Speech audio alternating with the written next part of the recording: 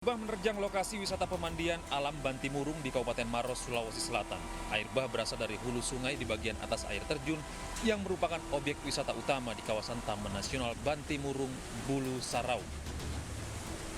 Derasnya air bah disebabkan oleh tingginya curah hujan yang mengguyur Maros sejak beberapa hari terakhir, sehingga aliran sungai hulu tidak mampu membendung debit air. Selain itu, sejumlah fasilitas seperti gazebo dan juga area depan pintu masuk kawasan tersebut terendam banjir setinggi 40 cm.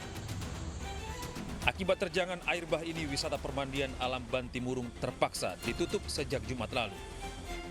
Akibat penutupan tempat wisata, pengelola merugi hingga 30 juta rupiah per hari. Belasan bangunan rumah makan yang berada di pesisir pantai Pasar Wameu, Kota Bau-Bau, Sulawesi Tenggara porak-poranda pasca terjangan gelombang tinggi dan angin kencang pada Sabtu malam. Warga pemilik rumah makan dan petugas dari kepolisian hingga pemerintah kota setempat turun lapangan membersihkan puing-puing bangunan. Angin kencang dan gelombang tinggi merusak bangunan warung miliknya sejak Sabtu sore. Total jumlah bangunan yang hancur akibat terjangan gelombang tinggi dan angin kencang sebanyak 19 rumah makan. Ditambah lagi, belasan bangunan lapak pasar ayam di kawasan Pasar Wameu hancur tersapu gelombang tinggi. Angin kencang dan hujan deras mengakibatkan rumah rusak dan pohon roboh. Angin kencang juga menyebabkan kapal motor terhempas ombak. Ombak besar dan angin kencang terjadi di 2 kecamatan di Kabupaten Probolinggo. 1 kapal taksi. 2 kecamatan tersebut adalah Kecamatan Paiton dan Kecamatan Sumber Asih. Di Kecamatan Sumber Asih, Pulau Gili Ketapang, 12 rumah dan 3 kapal motor rusak akibat diterjang ombak besar.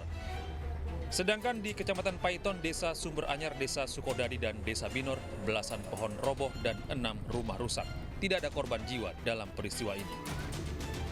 Tim Liputan iNews melaporkan.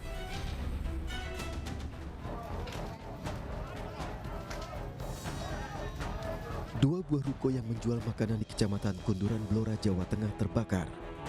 Api membakar seluruh bagian ruangan ruko hingga beserta seluruh isinya. Peristiwa terjadi saat salah satu karyawan hendak mengganti tabung gas, cara tiba-tiba muncul api. Anak-anak yang jaga di sini yang tugas itu sedang memasak. Sedang kompor yang satu itu gasnya habis. Ketika mau mengganti, karena gas itu ngeces, langsung menyaut api yang ada di kompor yang itu, terjadilah kebakaran yang tidak bisa teratasi. Demikian yang saya sampaikan. Api berhasil dipadamkan kurang dari 1 jam setelah petugas mengerahkan 2 unit mobil pemadam ke lokasi. Akibat peristiwa ini, kerugian ditaksir mencapai puluhan juta rupiah. Dari Blora, Jawa Tengah, Heri Purnomo, iNews melaporkan.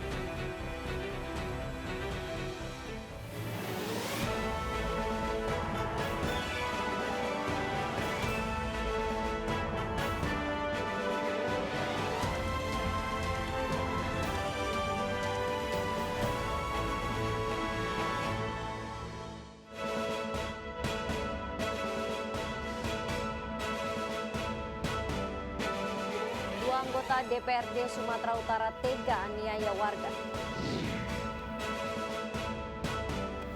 Uang mahar kurang Rp700.000, sepasang calon pengantin di Palembang batal menikah.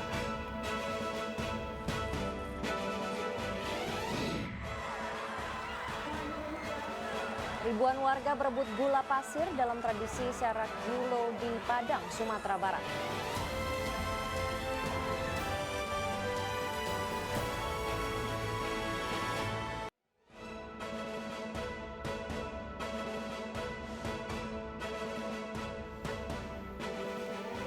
Ya halo, selamat siang pemirsa. Apa kabar Anda hari ini? Senang sekali saya Pram Senjaya dan rekan saya. Dan saya Ratu Nabila kembali hadir memperbarui informasi Anda dalam iNews siang hari ini. Selain 3 informasi tadi, redaksi kami telah menyiapkan beragam informasi menarik lainnya untuk Anda. Dan pemirsa, hari ini kami awali informasi dari Jakarta, di mana 2 truk terlibat kecelakaan beruntun di jalan tol dalam kota Selipi arah Tomang dini hari tadi. Ya, 3 orang penumpang truk mengalami luka berat di bagian kaki dan kepala.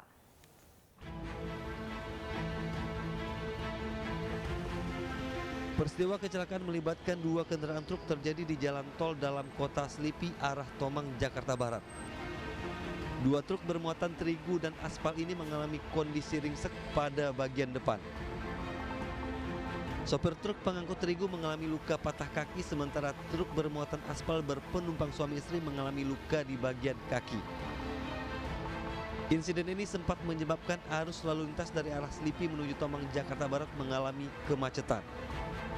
Menurut saksi, kecelakaan ini berawal saat sebuah truk terhenti mendadak di bahu jalan, membuat dua truk yang berada di belakangnya menabrak truk tersebut. Dua truk ringsek, sementara truk yang berada di bagian paling depan melarikan diri. Tabrakan beruntun sih Bang. Nah, terus ini soalnya posisi kan di sebelah saya tuh. Setahu saya kalau misalnya itu di depannya itu kayak tiba-tiba orang mendadak, dan dari posisi ini otomatis kan paling belakang kan kaget, langsung menghajar aja. Ketiga korban kecelakaan beruntun dilarikan ke Rumah Sakit Selawam, Jakarta. Petugas kepolisian patroli Jalan Raya Polda Metro Jaya tengah memburu truk yang masih melarikan diri. Dari Jakarta, Miftahul Gani, iNews melaporkan. Sebuah rumah panggung warga di Mamuju, Sulawesi Barat ludes terbakar. Belum diketahui penyebab kebakaran dan masih dalam penyelidikan. Laporkan, kebakaran terjadi di Wonomulyo.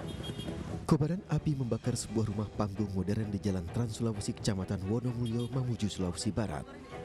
Api membakar seluruh bagian ruangan rumah hingga nyaris tak bersisa. Banyaknya material mudah terbakar membuat kobaran api semakin membesar. Warga tak dapat berbuat banyak karena kobaran api besar. Petugas pemadam yang tiba langsung memadamkan api dengan mengerahkan 3 unit mobil pemadam ke lokasi. Belum diketahui penyebab kebakaran dan masih dalam penyelidikan petugas.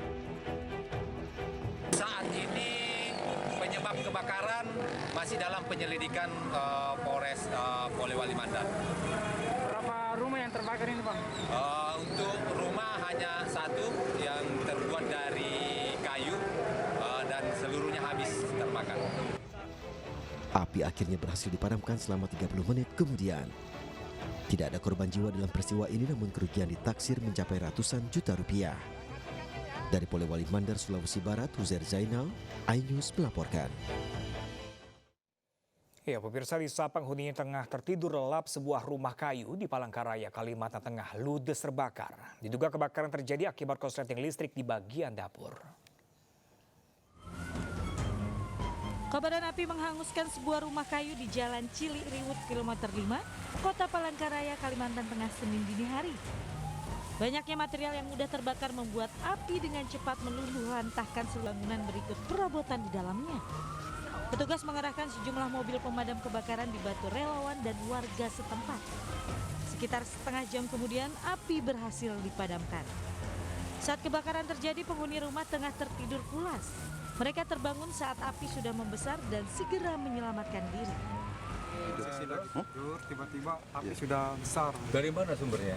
Mungkin Belakang, ini depan. Kiraan kami dari korsleting listrik. Enggak, dari depan, dari mana yang kebakaran? Depan kah? Depan rumah kah yang Dari kebakaran? belakang. Kalau keterangan dari sementara dari yang menempati rumah penjual es buah itu, api berasal dari dapur, dari bahwa diduga terjadi korsleting listrik. Berapa orang tadi di dalam rumah? Yang tinggal di dalam rumah ini 2 orang, yang satunya tidur di depan ini. Meski tidak ada korban jiwa dalam peristiwa ini, namun pemilik rumah mengalami kerugian puluhan juta rupiah. Dari Palangkaraya, Kalimantan Tengah, Ade Sata, iNews melaporkan. Sementara itu, pemirsa, kericuan di Keraton Solo masih menjadi teka-teki. Disebutkan dalam peristiwa Jumat lalu ada penodongan pistol ke arah cucu Pakubuwono 13. Namun pihak aparat kepolisian membantah keras kabar penodongan tersebut.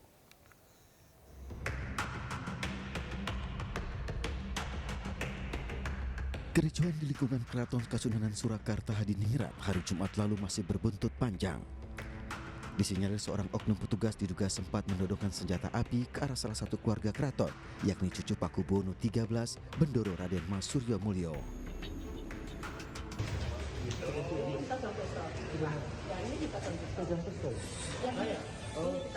Saya pas malam mau nahan pintu, itu masih datang pistol sama yang baju merah. Katanya dia ngaku kalau apa lagi. Tinggal mana? Oh ya,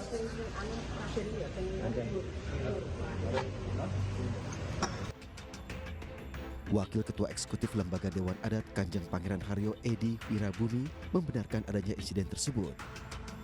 Sebelum pecah kericuhan, ada sekitar 50 orang yang memaksa mengunci sejumlah pintu di keraton.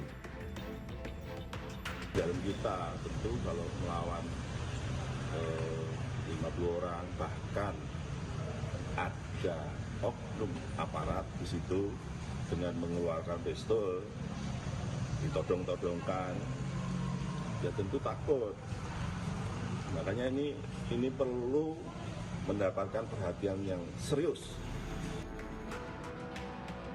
KPH Edi Wirabumi menambahkan oknum aparat yang menodongkan pistol sudah 5 tahun bertugas di keraton dan bahkan sudah menikah dengan salah satu kerabat keraton.